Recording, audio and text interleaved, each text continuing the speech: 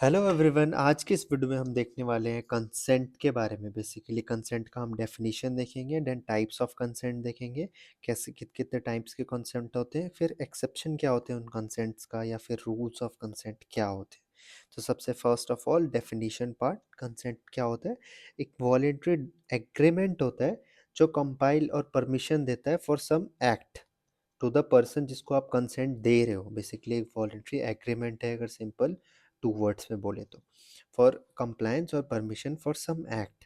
ये हमारा किसके अंदर आता है? सेक्शन 13 ऑफ आईसीए जो होता है हमारा इंडियन कॉन्ट्रैक्ट एक्ट। ये हमारा कोई बीएनएस के अंदर नहीं आता, आपको मोस्ट इंपॉर्टेंट ध्यान देना है, ये हमारा आईसीए के अंदर आता है, इंडियन कॉन्ट्रैक्ट एक्ट। कौन से? सेक्शन 13 ऑफ आईसीए के अंदर आता है।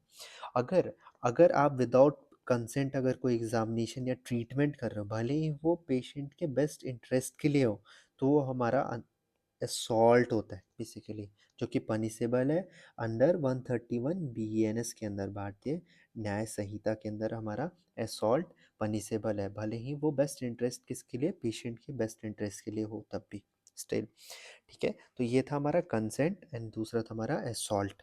नेक्स्ट हम देखते हैं टाइप्स ऑफ कंसेंट, कि हमारे कितने टाइप्स के कंसेंट होते हैं। बेसिकली यहाँ पे हम 5 टाइप्स के कंसेंट देखने वाले हैं।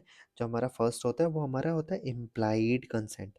ये क्या होता है? By the given by the gesture और बॉडी लैंग्वेज, ना ओरली ना ना इन रिटन फॉर्म। इसको गेस्चर से या बॉडी लैंग्वेज से दिया जाता है। एग्जाम्पल से ज़्यादा क्लियर होगा। जैसे मान लो कोई पेशेंट आपके पास आ रहा है फॉर ट्रीटमेंट, तो वो जो एग्जामिनेशन के लिए आपको देता है कंसेंट, वो हमारा इम्प्लाइड कंसेंट के अंदर आता है। ना वो ओरली बताता है या फिर रिटन फॉर्म में नहीं देता, गेस्चर या बॉडी लैंग्वेज से देता है। Like neither expressed in word nor written. जैसे, लेकिन ये बात आपको याद रखना है, लिमिटेड किसके लिए है? इंस्पेक्शन, पाल्पेशन, परकशन और ऑस्कल्टेशन के लिए ही तक लिमिटेड होता है। डायग्नोसिस के लिए वो नहीं देता इम्प्लाइड कंसेंट, ना ही वो ट्रीटमेंट के लिए देता है। Just for inspection, palpation, percussion और ऑस्कल्टेशन के लिए देता है। ठीक है। नेक्स्ट हमारा होता है एक्सप्रेस्ड कंसेंट। एक्सप्रेस्ड कंसेंट का क्या मतलब होता है? जो कि पेशेंट एक्सप्रेस करके बता रहा है। पेशेंट कैसे कैसे एक्सप्रेस कर सकता है? या तो ओरली कर सकता है या रिटन फॉर्म में कर सकता है। अगर ओरली होता है, जो मोस्टली हमारा माइनर प्रोसीजर में लिया जाता है, ओरल कंसेंट लिया जाता है। ठीक है। और रिटन कंसेंट हमारा किसी भी मेजर डायग्नोस्टिक या थेरेपेटिक प्रोसीजर के लिए जाता है। Diagnostic as well as therapeutic procedure के लिए या फिर जनरल एनेस्थीसिया के लिए जो हम कंसेंट लेते हैं, वो हमारा रिटन कंसेंट मोस्टली होता है। और ये ओरल कंसेंट और रिटन कंसेंट किसके अंदर आता है? हमारा एक्सप्रेस कंसेंट के अंदर आता है। तो हमने यहाँ पे दो टाइप का कंसेंट देखा, first is implied consent and second is expressed consent. इसके बाद हम देखते हैं थर्ड टाइप का कंसेंट जो होता है हमारा सैरोगेट या proxy consent.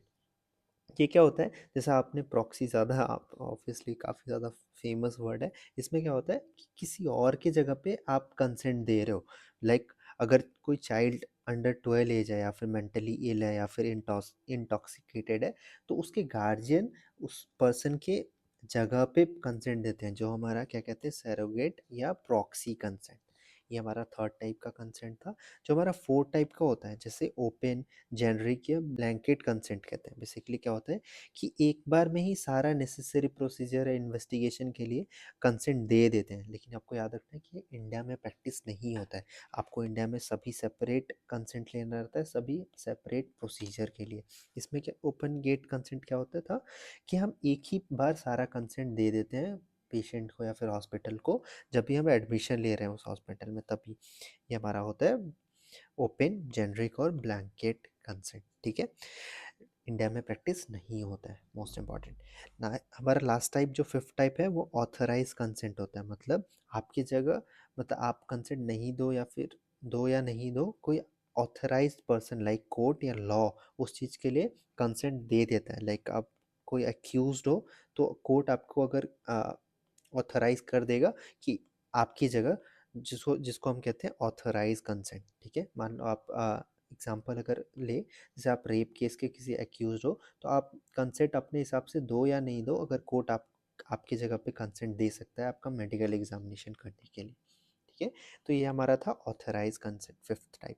First is implied consent, second is express consent, third is surrogate या proxy consent, fifth is blanket consent and fifth is authorise consent. ठीक है।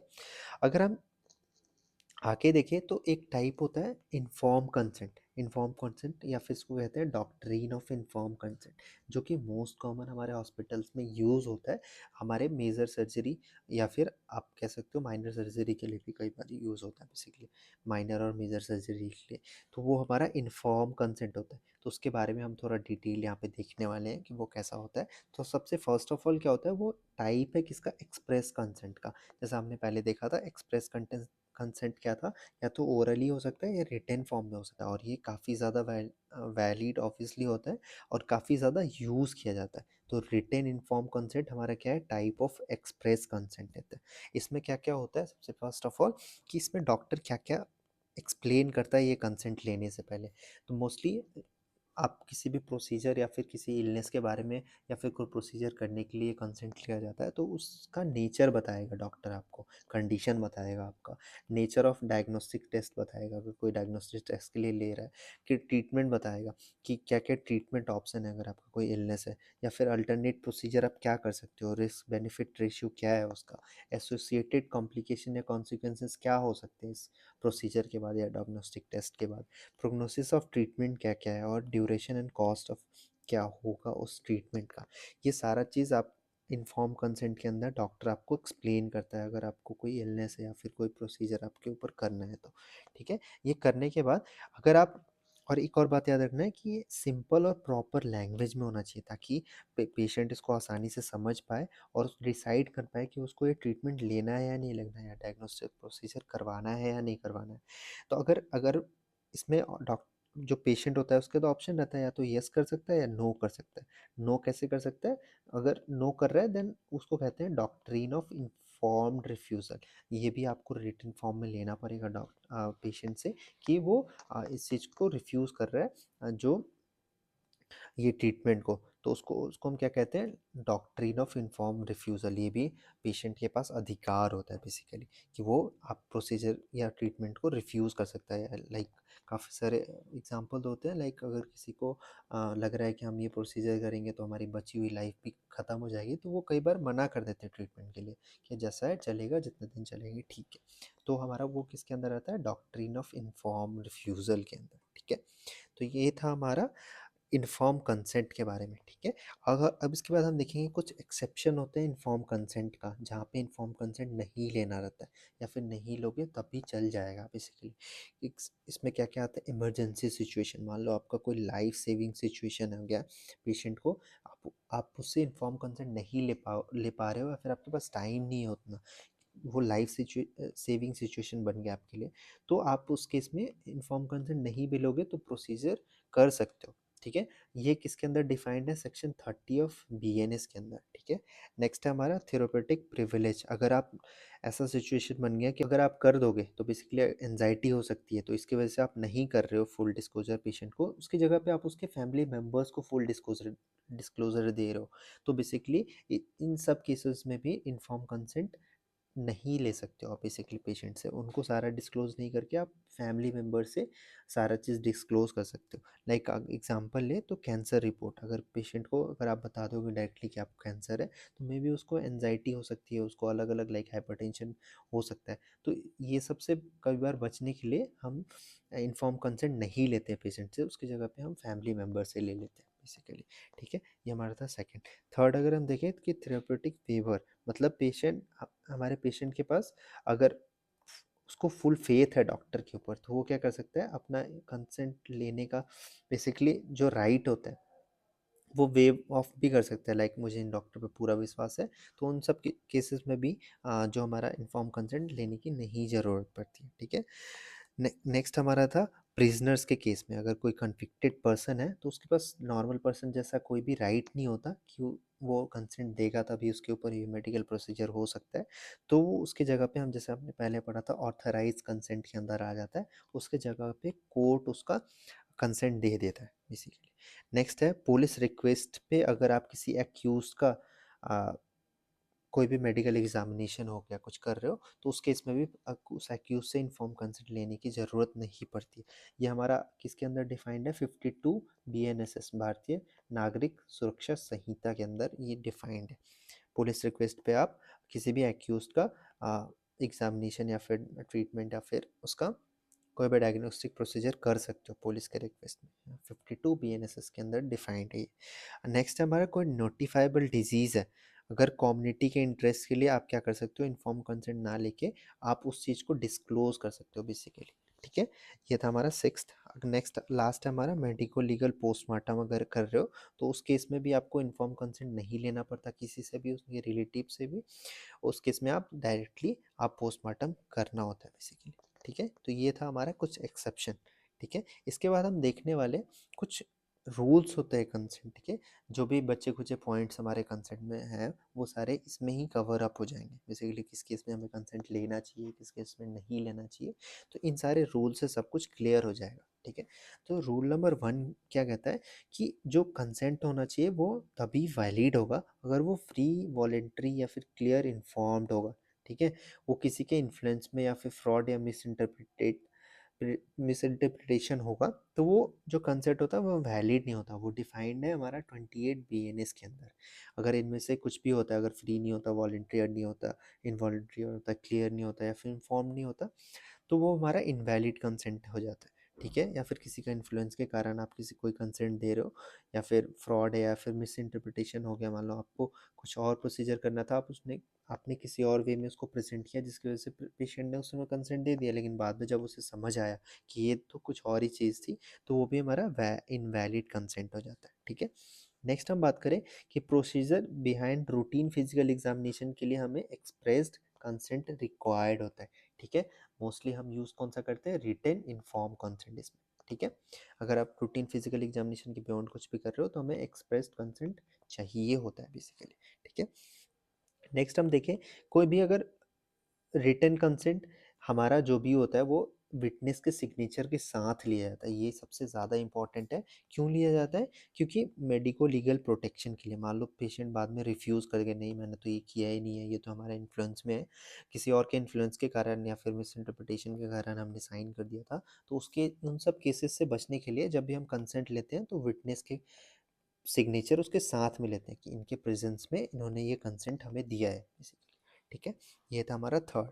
फोर्थ चीज़ हम देखें, जो भी चाइल्ड अंडर 12 ईयर है, ये एज है या फिर कोई इंसेन पर्सन है या फिर इंटॉक्सिकेटेड पर्सन है, तो उसका जो कंसेंट होता है वो वैलिड नहीं होता। उसके जगह पे कंसेंट कौन देता है, जैसे हमने पहले भी देखा था, कोई भी पेरेंट या गार्जियन देते हैं बेसिकली।